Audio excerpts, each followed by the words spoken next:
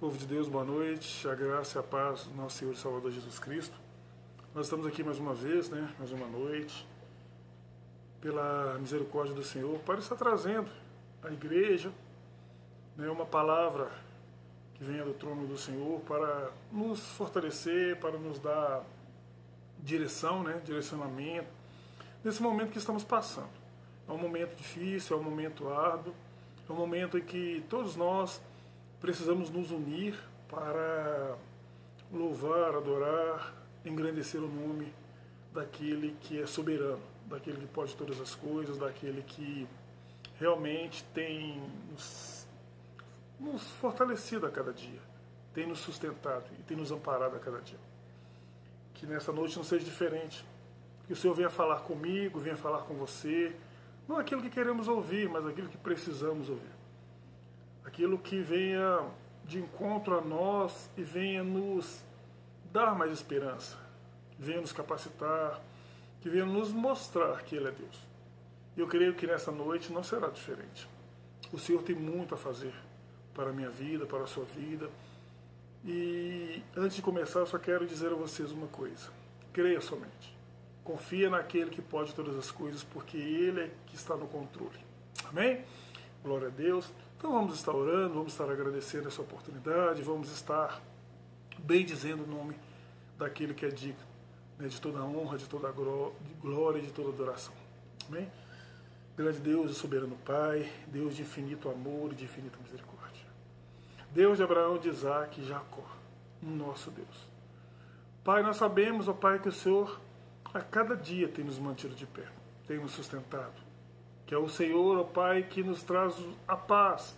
Uma paz que ela é totalmente, ó Pai, diferenciada deste mundo. Uma paz que foge toda a compreensão humana.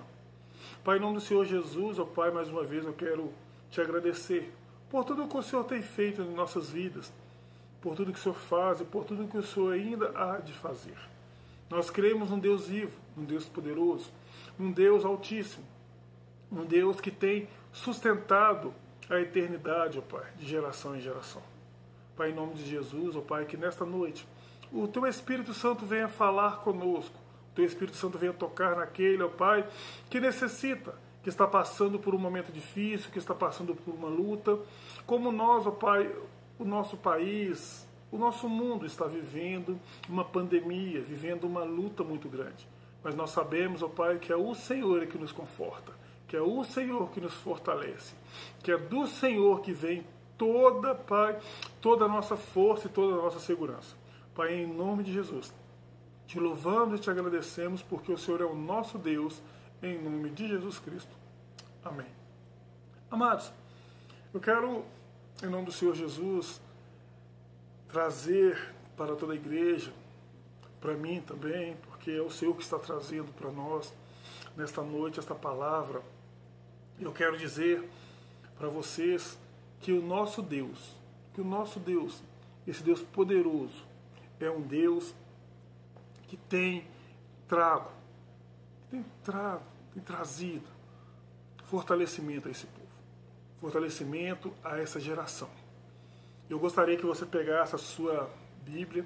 Nós vamos estar lendo uma passagem aqui que todos conhecem, uma passagem que todos já leram, já ouviram várias ministrações a respeito desse texto, mas eu creio que hoje o Senhor vai falar diferente aos nossos corações. O Senhor vai nos mostrar algo que quando nós passamos por essa passagem, nós não vimos. E hoje o Senhor vai trazer algo novo para o nosso coração. Gostaria que você abrisse sua Bíblia lá no livro do profeta Ezequiel, capítulo 37. Todos conhecem, é uma passagem muito conhecida, é uma passagem que o Senhor fala do vale dos ossos secos. Então que nesta noite o Senhor venha falar conosco de uma forma sobrenatural. Amém?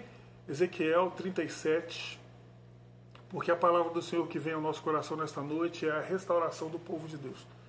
Nós precisamos ser restaurados. O povo de Deus precisa ser restaurado. E eu creio que essa situação, Deus vai levantar uma grande nação. Ele vai levantar um grande exército, porque Ele está no trono. E Ele está observando, Ele está vendo tudo o que está acontecendo à nossa volta. E eu creio que tudo que está acontecendo é porque Deus vai levantar uma grande nação. Ele vai restaurar esse povo, porque o povo de Deus está precisando de restauração. E nós não estamos passando nada mais, nada menos do que uma restauração. Amém? Então vamos estar lendo lá no livro do profeta Ezequiel 37, onde o texto aqui ele diz assim, Vale dos Ossos Secos. E assim está escrito a palavra do Senhor. A mão do Senhor estava sobre mim, e por seu espírito ele me levou a um vale cheio de ossos. Ele me levou de um lado para o outro, e pude ver que era enorme o número de ossos no vale, e que os ossos estavam muito secos. Ele me perguntou, filho do homem, estes ossos poderão tornar a viver? Eu respondi, ó soberano Senhor, só tu o sabes. Então ele disse, profetize a estes ossos e diga-lhe, ossos secos, ouçam a palavra do Senhor. Assim diz o soberano, o Senhor. E a estes ossos, farei um espírito entrar em vocês, e vocês terão vida. Porei tendão em vocês, e farei aparecer carne sobre vocês, e os cobrirei com pele. Porei um espírito em vocês, e vocês terão vida. Então vocês saberão que eu sou o Senhor. Eu profetizei conforme a ordem recebida. Enquanto profetizava, houve um barulho, um som de chocalho, e os ossos se juntaram, osso com osso. Olhei, e os ossos foram cobertos de tendões e de carne, e depois de pele, mas não havia espírito neles. A seguir, ele me disse, profetize ao espírito, profetize, filho do homem, e diga-lhes, assim diz o soberano, assim diz o Senhor. Venha desde os quatro ventos, ó espírito, e sopre dentro desses mortos para que vivem. Profetizei conforme a ordem recebida, e o Espírito entrou neles. Eles receberam vida e se puseram em pé. Era um exército enorme. Então ele me disse, filho do homem, estes ossos são toda a nação de Israel. Eles dizem, nossos ossos se secaram e nossa esperança desvaneceu-se. Fomos exterminados. Por isso profetize e diga-lhes, assim diz o Senhor, ó meu povo, vou abrir os seus túmulos e fazê-los sair, trarei a vocês de volta à terra de Israel. E quando eu abrir os seus túmulos e os fizer sair, vocês, meu povo, saberão que eu sou o Senhor. Porei o meu espírito em vocês, e vocês viverão, e eu os estabelecerei em sua própria terra. Então vocês saberão que eu, o Senhor, falei e fiz. Palavras do Senhor. No 15 está escrito assim, esta palavra do Senhor veio a mim, filho do homem. Escreva num pedaço de madeira, pertencente a Judá, e os israelitas, seus companheiros. Depois escreva noutro pedaço de madeira, vara de Efraim, pertencente a José e a toda a nação de Israel, seus companheiros. Junte-os numa única vara, para que se torne uma só em sua mão. Quando os seus compatriotas lhe perguntarem, você não vai nos dizer o que significa isso? Diga-lhes, assim diz o Senhor, vou apanhar a vara que está na mão de Efraim, pertencentes a José e as demais tribos israelitas, suas companheiras, e vou juntá-las à vara de Judá. Assim farei delas um único pedaço de madeira, e elas se tornarão uma só na minha mão. Segure diante dos olhos dele e os pedaços de madeira em que você escreveu, e diga-lhes, assim diz o soberano, o Senhor, tirarei os israelitas das nações para onde foram, vou ajuntá-los de todos os lugares ao redor e trazê-lo-ei de volta para a sua própria terra. Eu os farei uma única nação na terra. Nos montes de Israel haverá um único rei sobre todos eles, e nunca mais serão duas nações, nem estarão divididos em dois reinos. Não se contaminarão mais com seus ídolos e imagem detestáveis, nem com nenhuma de suas transgressões, pois eu os salvarei de todas as suas apostasias pecaminosas, e os purificarei. Eles serão o meu povo, e eu serei o seu Deus. Amados, nós podemos ver aqui duas coisas muito interessantes. Primeiro, Deus pegou uma nação totalmente morta, totalmente arrasada, aonde a palavra do Senhor nos mostra ali no início do 37 que era um vale. Um vale onde só existia morte, só existia ossos secos. Outras traduções dizem que os ossos eram sequíssimos. Então era um povo exterminado. Ali já era uma nação exterminada. E o Senhor pegou esse vale de ossos secos, transformou esse vale em um exército, e depois o que ele fez? Ele fez uma grande nação, ele juntou os povos. Amados, a crise desesperadora, a primeira coisa nós devemos entender, toda crise desesperadora, ela não limita a ação de Deus. Deus, ele age nesses momentos de dificuldades. Deus, ele age nesses momentos desesperadores. Hoje nós podemos encontrar pessoas que estão totalmente desesperadas. A palavra certa é desesperadas. Mas tem pessoas que nesse momento ele esquece que existe um Deus poderoso, que é nesse momento que ele age. A crise é um tempo de oportunidade. Os grandes avivamentos na terra, eles vieram quando tinha grandes problemas, grandes dificuldades. Histórias começaram, em tempos de profunda sequidão, de profunda apatia, onde os povos estavam totalmente destruídos. E Deus ali, ele entrou com providências e fez uma grande nação.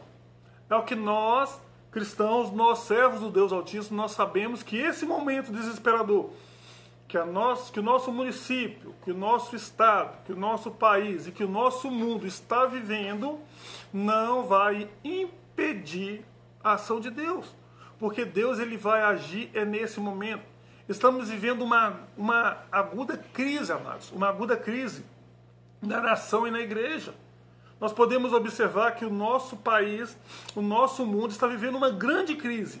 E a nossa igreja, o povo de Deus, também está vivendo uma grande crise. Só não vê aquele que não quer, mas está bem escancarado para que eu e para que você possamos ver. E eu creio que já chegou o tempo de Deus mudar essa história. Para nós cristãos e para aqueles que ainda não conhecem a Ele verdadeiramente. Que é necessário nós conhecermos, é necessário nós vivermos Ele. É necessário nós colocarmos eles como prioridade. E se você observar, muitas pessoas hoje estão colocando hoje Deus em prioridade. A cada esquina que você vai, em cada bolinho que você encontra alguém conversando, eles vão falar de duas coisas. Primeiro eles vão falar de crise, depois vão falar de Deus. Que na verdade deveria ser o oposto. Primeiro eles deveriam falar de Deus e depois falar da crise. Mas a crise ainda, na cabeça dos homens, na mente e no coração dos homens, está em primeiro lugar. E nós devemos colocar o nosso Cristo, o nosso Deus, em primeiro lugar. E depois as demais coisas. Porque é assim que nós aprendemos. É assim que Deus nos ensina. Nós devemos colocar Ele sempre em primeiro lugar. Então, amados, os milagres da restauração, ela não é obra humana. Esse milagre de restauração na nossa humanidade não foi obra do homem, e sim foi obra de Deus. Quando você pega a palavra do Senhor, do livro de Gênesis a Apocalipse, você vai observar, você vai ver que todos os milagres, que toda a restauração de um povo, de uma cidade, de uma nação, foi feito por Deus. Deus, ele sim, restaura todas as coisas e todas as nações. E não existe milagre que o homem possa fazer. Todo milagre vem de Deus. Todo milagre vem da operação de Deus, da restauração de Deus, da misericórdia de Deus. E todo milagre, ele vem porque o povo começa a clamar e a buscar, porque ele sabe que na hora da aflição não tem outro que possa fazer algo na sua vida a não ser o Senhor. Não há outro que possa mudar a nossa história a não ser o Senhor. Então nós sabemos que é necessário nós crermos verdadeiramente no Senhor. Nós estamos vivendo um momento de necessidade de restauração. Hoje nós clamamos por uma restauração de um povo, uma restauração de um governo, uma restauração de um cristão, de um crente. Nós precisamos, no modo geral, ser restaurados. E muitas vezes nós precisamos voltar à olaria, ser quebrado, para ser feito novamente, ser feito um vaso de honra, um vaso forte. O povo de Deus, eles naquela época, amados, quando Jeremias fala assim, o povo de Deus, e como hoje também eu falo, o povo estava desprovido de uma vida espiritual. O profeta Isaías, ao contemplar as condições espirituais da nação, ele disse, este povo, o profeta Isaías, ele disse, esse povo está enfermo de cabeça aos pés. Isaías chamou o povo ao arrependimento, mas o povo não quis ouvir. O povo não creu. O povo não creu. O profeta Amós olhou para o povo e viu que esse povo, eles estavam totalmente perdidos. Eles estavam sem vida. O culto estava sem vida. O profeta Amós, ele percebeu que aquele povo, ele fazia um barulho, mas não louvava a Deus. A música apenas era barulho, um barulho estridente, um barulho forte. E o povo não deu ouvido. Amós chamou o povo ao arrependimento e o povo não deu ouvido. O profeta Oséias olhou para a nação e viu a sua infidelidade, a sua instabilidade espiritual, a sua depravação moral e chamou o povo ao arrependimento. Mas também o povo não deu ouvidos. Não quiseram ouvir a voz do profeta. Eles não quiseram. Deus mandou o profeta Miqueias, e este concluiu que o povo estava enfadado de Deus. O povo não quis ouvir. O povo estava cansado de Deus. O profeta chamou o povo ao arrependimento para que ele voltasse a Deus. Nós estamos vivendo uma época onde o povo está voltado somente para bens materiais. Aquilo que vem satisfazer o seu próprio ego. E Deus está ficando sempre em segundo plano. Quantas vezes você vai falar de Deus para uma pessoa, a pessoa está enfadada. O que é enfadada? Ela está cansada. Ela está assim, não, todo mundo quer falar de Deus. As pessoas não querem ouvir. Elas não querem ouvir. Mas hoje, o momento que estamos passando, as pessoas estão vendo que não tem dinheiro. Que não é nada disso. Dinheiro não compra vida. Então as pessoas estão sabendo que é preciso ouvir a voz do profeta. Que é preciso ouvir a voz de Deus. Deus mandou profetas, Jeremias, e ele chorou porque o povo havia abandonado a Deus. Mas você viu quantos profetas que Deus tem enviado? Eu estou falando assim por alto. Alguns profetas que Deus enviou e o povo não deu ouvidos. Não deu ouvidos. Um manancial de águas vivas e cavado para si, sabe? O povo, ele queria viver uma vida de qualquer forma. O povo estava abandonando a Deus. E hoje não mudou. Agora nós estamos lendo no livro de Ezequiel. Ezequiel, ele vê o progresso do mal, vê o resultado da desobediência. Quando aquele vale de ossos secos, quando você lê mais para trás lá em Ezequiel, você vai ver que aquele povo ali era um povo que foi destruído por causa da sua desobediência. Ezequiel, ele vê o progresso do mal, vê o resultado da desobediência, os frutos amargos da rebeldia de um povo. Então ali estava aquele vale, amados, estava aquele vale totalmente desolado, onde o povo estava totalmente sem vida. Aqueles ossos significam um povo sem vida. Olha para o nosso redor. Olha para o nosso mundo. Quantas pessoas nós podemos chamar, como a Bíblia diz, de sepulcro caiado? Estão vivos por fora, mas por dentro eles são totalmente mortos. Sepulcro caiado. E ali naquele momento, Ezequiel, ele viu ali um vale, que representa hoje, amados, o nosso mundo, o nosso povo. Um povo que precisa de restauração para voltar à vida. Um povo que necessita da restauração divina para que possa continuar vivendo, para que possa continuar caminhando. No versículo 11 diz que os ossos secos eram de toda a casa de Israel. Amados, olha para você ver. No 11 aqui diz assim, quer ver? No 11 diz, então ele disse, filho do homem, estes ossos são toda a casa de Israel. Toda a casa de Israel estava ali. No 13 diz que eles estavam em sepultura existenciais. Haviam antecipado a morte por não terem por não ter tomado posse da vida. Mas olha o 13 diz assim, olha aqui, olha para você ver no 13. Diz, e quando eu abrir os seus túmulos e disser, saia, vocês, meu povo, saberão que eu sou o Senhor. Amados, quando Deus diz para ele assim, quando eu abrir os seus túmulos e vocês voltarem a viver, vocês vão saber que eu sou o Senhor. Eu sou o seu Deus. Era um povo que não que olhava para Deus, mas não olhava para Deus como se Deus fosse o Todo-Poderoso, soberano.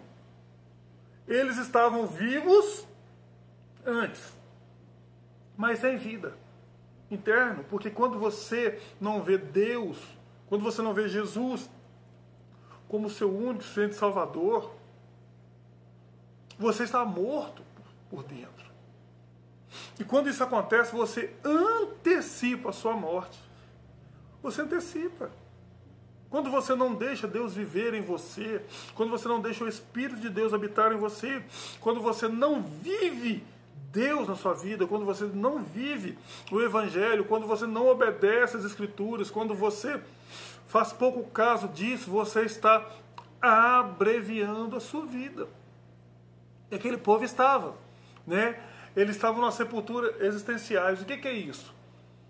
A pessoa, nós precisamos saber a nossa existência. A nossa existência. O porquê da nossa existência. Nós precisamos ter uma convicção disso. Nós precisamos entender que somente Ele é que nos traz, né? Que nos traz essa certeza. Amados, o povo de Deus estava totalmente disperso. Totalmente disperso, totalmente disperso. Havia falta de vida e também falta de comunhão. O pecado separa, divide. O pecado, ele afasta pessoas.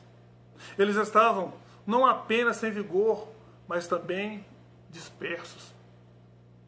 Olha hoje, o povo está totalmente disperso. Eles estavam com falta de comunhão. Mas hoje nós encontramos falta de comunhão dentro da nossa própria igreja, dentro dos nossos próprios lares.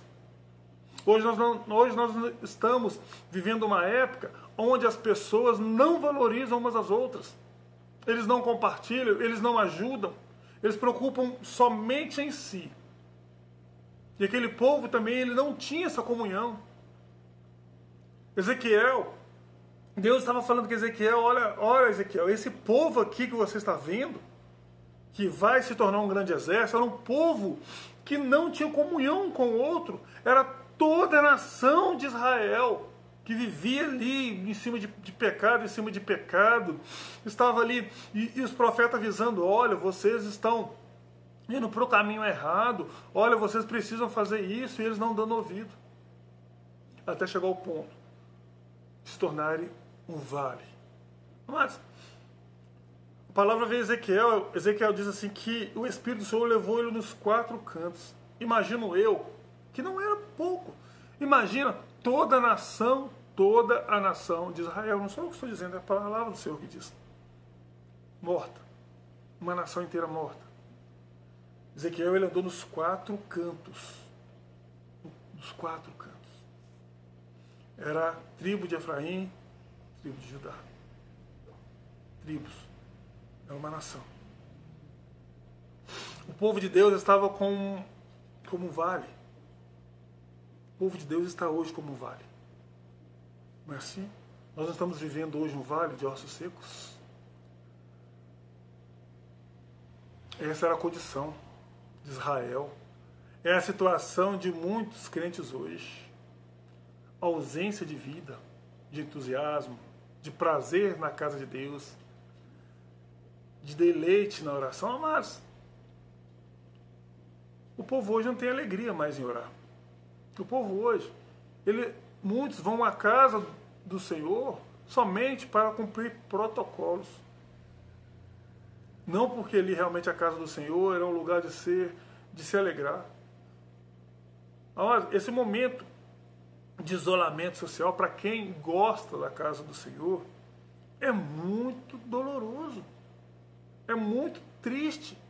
Você não conseguir ver os irmãos, abraçar os irmãos, de virar para os irmãos, sabe? De receber um elogio do irmão. Uma coisa gostosa, uma coisa prazerosa de estar entre irmãos. É muito bom. E saber que naquele lugar o Espírito do Senhor habita. Porque amados, tem algumas alegrias na nossa vida que somente vem do Espírito. Por mais que você divirta, por mais que você passeie, que você vai se divertir, vai se alegrar, existem algumas alegrias dentro de nós que somente o Espírito Santo pode nos dar, e a comunhão. O salmista já dizia, né? É tão bom e agradável que o povo vive em quê? Em união, em comunhão, uns com os outros. Se não fosse para nós vivermos, amados, em comunhão, cada um era para o seu canto, mas o povo de Deus é um povo que foi criado para viver unidos, juntos, um pelos outros, colaborando um com os outros, participando um com os outros, dando força um para os outros. Hoje nós vemos aí, vai ter greve dos caminhoneiros. Todo mundo vai, enche o tanque do carro, enche mais 4, 5 galões de combustível e guarda no fundo da casa, né? Correndo um risco enorme de ter um problema. Vai no supermercado, compra 5, 6, 7 carrinhos, né? Aquele que pode. Porque o pobre, aquele que não tem condição financeira, ele vai ter que esperar o pagamento sair, vai lá e comprar o que se sobrar. Então quer dizer, o povo é totalmente desunido, o povo é totalmente largado, o povo não está preocupado com ninguém, a não ser com ele mesmo. É por isso que Deus está operando na nossa vida hoje. É por isso que nós estamos vendo isso tudo acontecer, porque se você pegar o que os profetas estavam falando para o povo naquela época, como eu disse aqui, Miqueias, Amós, Oséias, todos eles, Isaías, todos eles chamando o povo ao arrependimento e mostrando ao povo os problemas. Eles não deram ouvido. Hoje nós continuamos falando a mesma coisa. Amados, é necessário nós amarmos uns aos outros. É necessário nós compartilharmos, amados. É necessário nós termos mais união. E o povo continua não dando ouvidos. E o profeta Isaías, ele mostrou ali aquele povo, aquela nação de Israel, totalmente sem vida. Porque estavam ali, porque deixaram ali de adorar, de exaltar e de clamar ao Deus Altíssimo. Mas é uma necessidade grande que nós precisamos. O povo de Deus, ele manifesta, ele manifestava, ele manifesta. Naquela época o povo manifestava sinais da morte. E hoje o povo manifesta sinais de morte. O morto não tem apetite. Uma pessoa morta espiritualmente não tem fome e sede de Deus. Ele não tem prazer na leitura da Bíblia. O culto para ele é uma canseira. E fica olhando o relógio o tempo todo assim, não, que hora que vai terminar esse culto? De repente ele já começa a perguntar para o irmão assim, vai se tornar vigília o culto dessa noite? Nós vamos entrar na vigília? Contando os horários ali, passou 5 minutos e ele fica desorientado.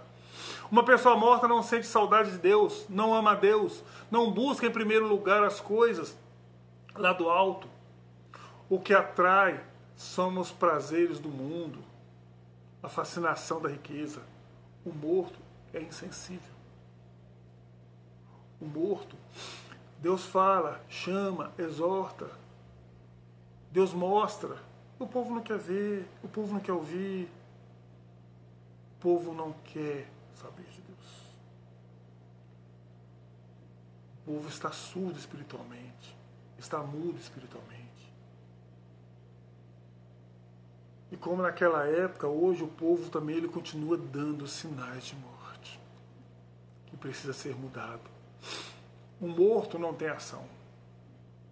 O morto não se levanta, não trabalha para Deus, não tem tempo para Deus. O morto é onde a vida está absolutamente ausente, né? O morto afasta as pessoas. Ele se deleita nas coisas que é do mundo. Israel já não era como um monte. Israel já era como um monte de ossos secos. O povo também está assim, um monte de ossos secos. Amados, é necessário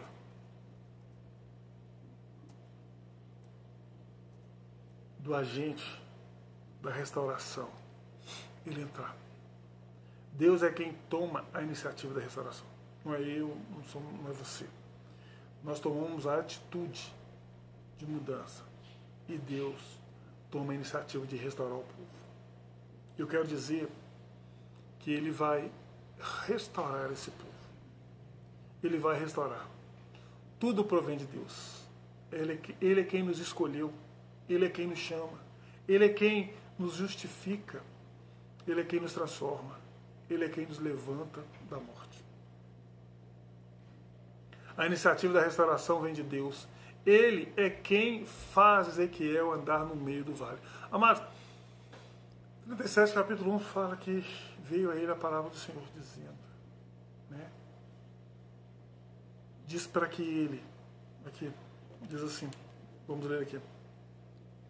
A mão do Senhor estava sobre mim, e por seu espírito ele me levou a um vale cheio de ossos. Mas eu não vou estender aqui. Na próxima terça-feira, se você quiser assistir novamente, eu vou dar continuidade a esse texto.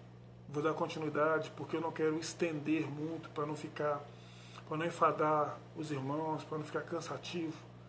Mas na próxima terça-feira eu vou dar continuidade a esse tema que é a restauração, né, do povo de Deus, que é a restauração dessa tribo, onde nossa nação será restaurada. Porque eu creio nisso. Porque Deus ele vem restaurando nações. E a nossa não será diferente. Se você é um servo de Deus, se você tem lido, meditado na palavra, e se você tem observado o que tem acontecido à sua volta, eu quero te dizer para você, ouça o que o Espírito está dizendo à igreja. Ouça o que Deus está falando com você nesta noite. Há uma necessidade muito grande de restauração deste povo. Há uma necessidade muito grande de uma restauração desta nação. E Deus começou a restaurar para que se torne uma só nação e um só Deus. Aquele que o Espírito habita nele está entendendo o que eu estou dizendo. Deus está restaurando o seu povo para que haja somente um povo e haja somente um Deus. Que o Senhor te abençoe e te guarde esta noite. E na próxima terça-feira estaremos novamente entrando nesse assunto. Porque o Senhor tem muito ainda para falar comigo e com você. Amém? Fique com Deus. Que o Senhor continue abençoando você ricamente, em nome de Jesus. E receba a bênção apostólica. Que o amor de Deus Pai, a graça maravilhosa do nosso Senhor e Salvador Jesus Cristo e a divina comunhão do Espírito Santo de Deus estejam com cada um de vocês, hoje e sempre. Fique em paz, em nome de Jesus Cristo. Amém. Jesus te abençoe e te guarde. Que Ele faça resplandecer o rosto sobre ti e tenha misericórdia de ti. Que o Senhor te dê a paz. Fique em paz, amados, em nome de Jesus.